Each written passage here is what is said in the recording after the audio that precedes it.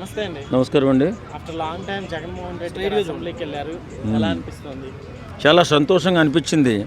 కానీ అంతలోనే నీరు గారిపోయింది. ఎందుకంటే వచ్చాడు, కూర్చున్నాడు, సంతకం పెట్టాడు, కూర్చున్నాడు, మళ్ళీ లేచి వెళ్ళిపోయాడు. కాదబ్బా, ఆయన అభిమానులందరూ పులి పులి పులి అంటారు కదా. మరి పులో సింహం అయినప్పుడు వచ్చి కూర్చోవాలా, పోరాటం చేయాలి కదా. పోరాటం చేయకుండా అసెంబ్లీకి వచ్చి కూర్చుని సంతకం పెట్టి వెళ్ళిపోవడం, మరి పారిపోవడం అంటారు దాన్ని.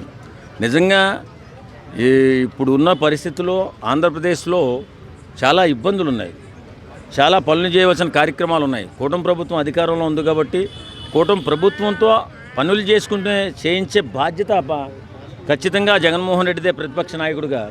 కానీ ఏమీ చేయకుండా వస్తున్నాడు, ఏదో సినిమాల్లో సీన్లాగా సంతకం పెడుతున్నాడు, వెళ్ళిపోతున్నాడు. ఇది ఎంతవరకు కరెక్టు?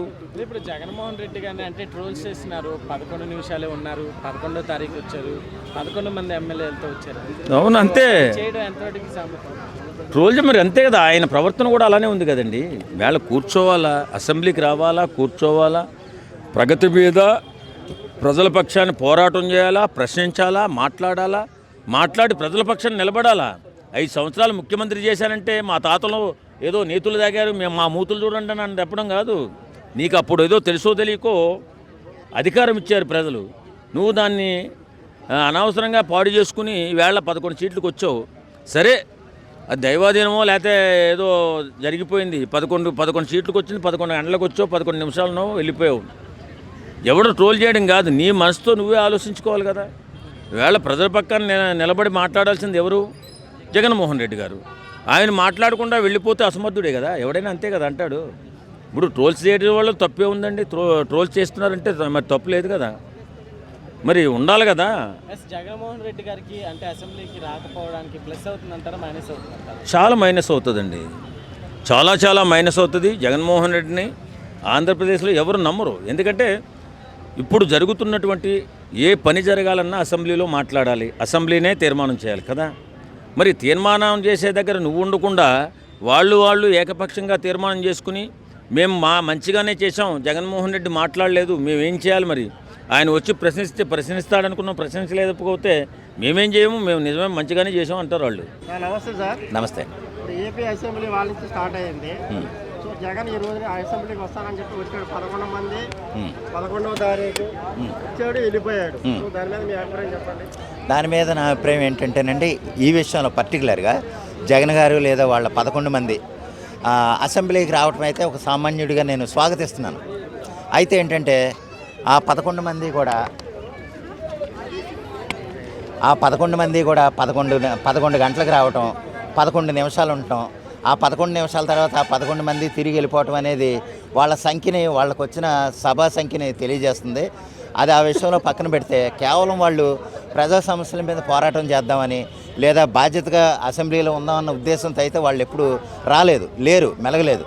ఆ కాసేపు ఏదో ఉన్నారు, మేము అసెంబ్లీకి హాజరయ్యమో లేదా అన్న ఉద్దేశంతో వాళ్ళు వచ్చి ఆ కాసేపు గడిపేసి వెళ్ళిపోయారు తప్ప ప్రజా సమస్యల మీద పోరాడదాం, లేకపోతే సమస్యలు ఏంటో తెలుసుకుందాం, ఏదైనా అంశాల మీద చర్చిద్దాం అన్న ఉద్దేశంతో అయితే వాళ్ళు వచ్చినట్లేదు. వస్తే ఏదో ప్రసంగం తర్వాత ఆ తెచ్చిన ప్లకార్డులు అంతా చూపించిన తర్వాత ఏంటంటే ఆ గవర్నర్ గారి మీద లేకపోతే స్పీకర్ గారి మీద ప్లకార్డులు లేదా ఆ తెచ్చుకున్న పేపర్లు చింపేసి విసిరేయటం తప్ప, ఏదో అల్లరి చేయటం తప్ప ప్రజా సమస్యల మీద పోరాటం చేస్తుంటే కనుక కొంత గౌరవంగాను హుందాగాను ఉండేదనేది నా అభిప్రాయం.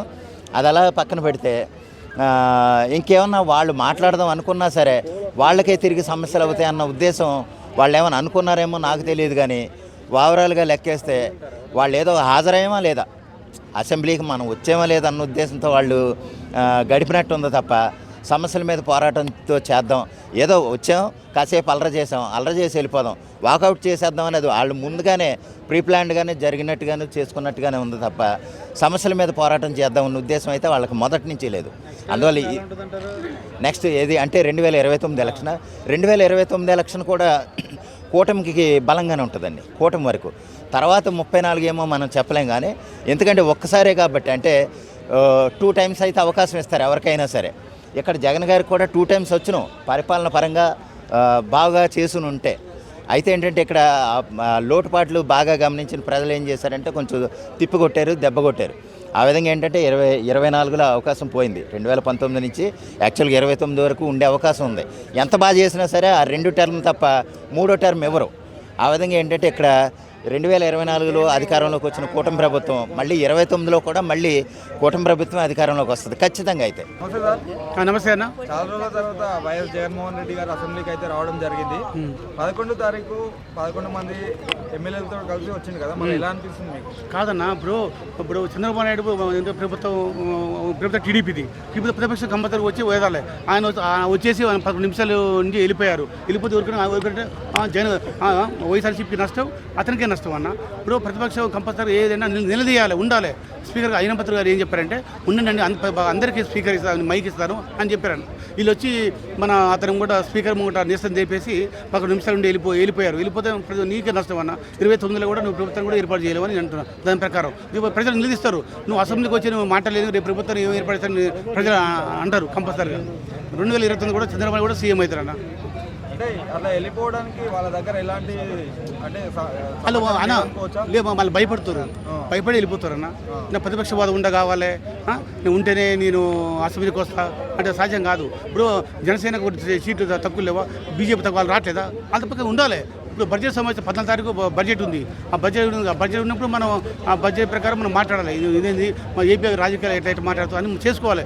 ఏం చేయకుండా నువ్వు వచ్చేసి వెళ్ళిపోతే లాస్ట్ అడుగుతారు మీ ప్రభుత్వాన్ని నిలదీయాలి, కానీ మీరు వెళ్ళిపోతే ఎట్లని దేనికి వెళ్ళిపోతారు.